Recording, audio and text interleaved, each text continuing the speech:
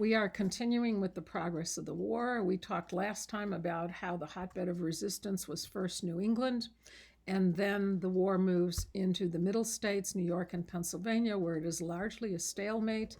And the key factor is these winter camps, particularly on the American side, where the desertion rate is enormous and the death rate is enormous due to disease, exposure, and often starvation.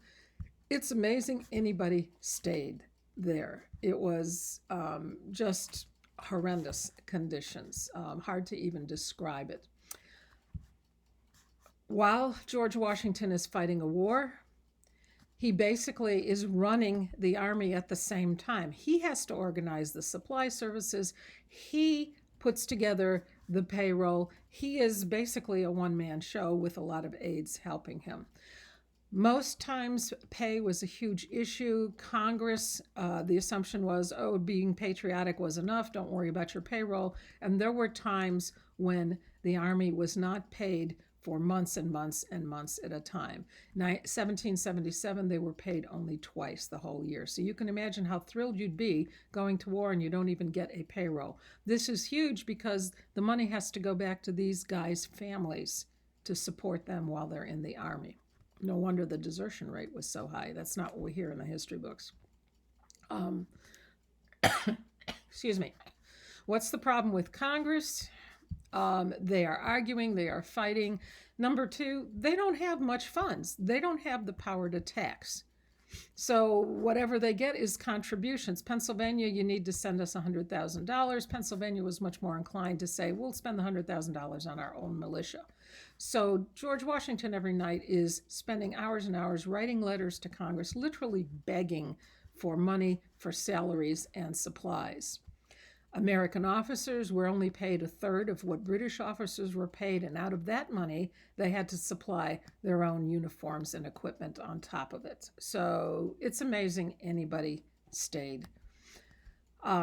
Food, at one point, George Washington, to feed thousands of men, has 25 barrels of flour to make bread. It took his army in the winters a month, 4 million pounds of bread and 1 million pounds of meat to feed his men. And at one point, they are literally at the bottom of the barrel. George Washington went out with his own money and bought enough flour to get them over. Again, many men have no winter coats. Half of them have no blankets. Occasionally, you saw a guy who didn't even have a shirt. And this is when the temperature is getting below 0 Fahrenheit. They had no candles. Even George Washington at one point had no candles to write with. No soap, so lice and contagious diseases are a serious problem. Horses, a horse ate roughly 12 pounds of hay and about 8 pounds of grain a day.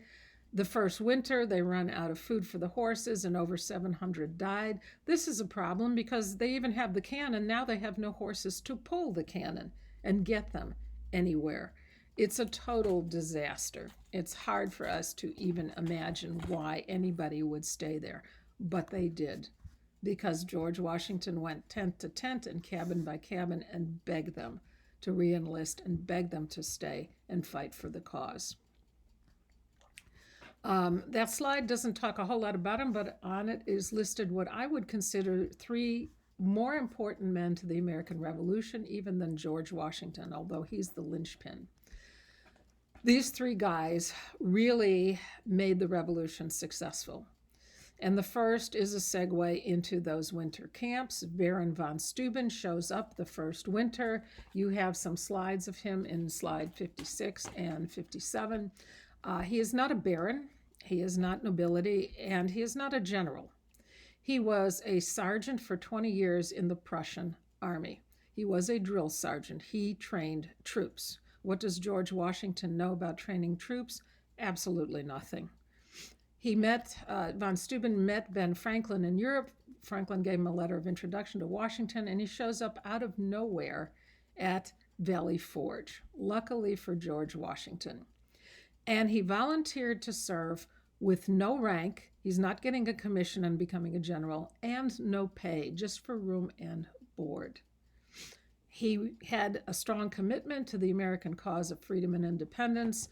Also, he wasn't able to get a job in the Spanish or French army at the time, so he's looking for employment, basically, too.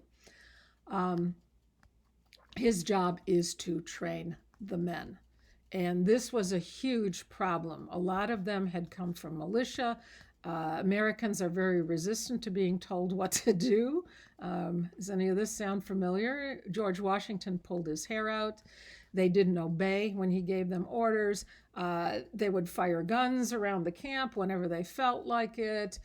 They would pee all over. There were no latrines. I mean, it was just completely chaotic disorder. Von Steuben shows up and basically establishes military discipline. Remember that the idea of the revolution was independence and freedom, so people didn't want to be told by anybody what to do. George Washington at one point turned to Lafayette and said, "Every man here speaks as he thinks, or more properly, without thinking," unquote. So von Steuben says, "Give me 100 men." They pick 100 men. He takes them aside. Von Steuben didn't speak a word of English. He did, however, speak German, of course, and he spoke French. So they round up an American officer who knows French. So von Steuben gives all of these instructions in French, and his interpreter standing next to him, this is almost a comedy routine, has to translate everything from French into English. And over a period of weeks, he trains 100 men. He trains a squad of men. What do I mean by training? When you go into battle in European armies, you have to learn how to line up. You have to follow commands, run right, run left, retreat, advance. Everybody fought usually in ranks of 3, infantry again. The first row would fire, drop to their knee, and reload, because that took a minute. The second row would fire over their heads. They would drop to their knee and reload and fire. And the third row, what was the job of the third row? To fill the empty spaces where the dead bodies were in the first and second row. So usually armies went into battle with 3 rows of troops, 3 rows of infantry. So several weeks later, von Steuben has trained his 100 men. They follow orders. They are disciplined. And at night, while all this is going on in the misery of Valley Forge, he writes an army manual. From memory, he is writing down the army manual that he used in the Prussian army. Of course, he writes it in French, and the American officer translated it. The officers in the American army hand-copied, there's no printing press here, they hand-copied copies of this manual, the army manual, so that every soldier would have one. This is what they did in their evenings. And if you look at today's U.S. Army manual, it is based on von Steuben's. Still the same Army manual with, of course, many, many updates. But he is the guy who wrote the Army manual to start out with. The next June, they go out to fight when the weather is better. Their first battle, Monmouth Courthouse, traditional lineup and slaughter each other battle, the Americans win. Why? They were trained. Those 100 men were spread out throughout the American army, and each man trained other groups of men. So George Washington now has a trained army. Von Steuben said something very perceptive about Americans that I think is very relevant today. He said, and I'm quoting, "You say to your Prussian or your French soldier, 'Do this,' and he does it. But in America, I am obliged to say, 'This is the reason why you ought to do this.' And then the American soldier does it, maybe."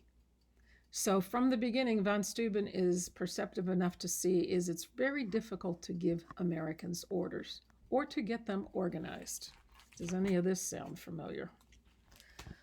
The second person is George Rogers Clark, slides 51, 52. There are some paintings we have of him. And this is the war in the West. George Rogers Clark, name should sound vaguely familiar. Lewis and Clark was the youngest brother. The Clark brothers, there were 7 of them. They were all 6'4" or taller. long blonde or reddish blonde hair. So we know right away they are obviously Scots with a lot of Viking blood back in there. George Rogers Clark and his brothers were all raised in the West. He was an amateur archaeologist, actually, but they were frontiersmen, frontier Scottish family. There were six brothers. Four of the six brothers served in the American Army. The youngest brother was about 10 when the war broke out. That's William Clark, and he goes on Lewis and Clark's expedition much later. Washington gives Clark the assignment: go to the Ohio Valley and try and recapture those very small British outpost forts that the British have left there. We are at war with Britain. We need to remove those British troops from the Ohio Valley. So George Rogers Clark, in winter, 450 miles through hostile Indian territory, because most tribes are against the Americans, marches through the Ohio Valley. One fort after the other. There weren't huge numbers of them, and they're only guarded by, maybe 30, 40 British troops. He has 178 frontier riflemen, militia, volunteers, and they march through Indian territory in the middle of winter, fording streams with ice water up to their necks. At Vincennes, one of the little British forts, former French fort, they couldn't surprise the fort because the Indians in the area had tipped them off. So George Rogers Clark takes 7 captives, Indian captives that he had along with his troops. He lines them up in the front of the fort outside of rifle range, which wasn't too far, about 400 feet away, and takes the tomahawk and kills each of them by smashing them in the head. You guys want to surrender? The soldiers in the fort said, oh, yeah, we'll surrender right now. This is guerrilla warfare.